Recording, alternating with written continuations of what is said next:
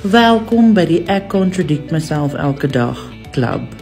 Ek het gesê, ek gaan nooit in my lewe weer 'n kombuiskassie verf nie, maar hier is ons nou.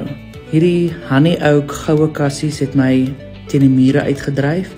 Ons wil op 'n latere stadium die hele kombuis oordoen. Toe dink ek wel, for time being, for my sanity, gaan een pot choco paint my absoluut red.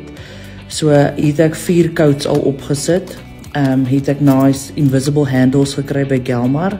Manlief het my kom help na 'n kraak in een van die kassies laat gebeur het, omdat ek te vinnig die skroefie ingedraai het, en dit was maar baie weak skroefies wat jy saam met die handles kry.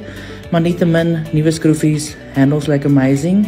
Ek wil later ietsie interessants aan die binnekant van die deurtjies doen, dis hoekom ek dit nie geverf het nie. Maar ja, ek dink dit het flippend stunning uitgekom. Ek het nie choco so eie glaze gebruik nie, ek het my eie sealer gebruik wat ek al op verskeie projekte gebruik het. Maar ja, hierdie was so rewarding. Ek kon instantly die verskil voel en sien.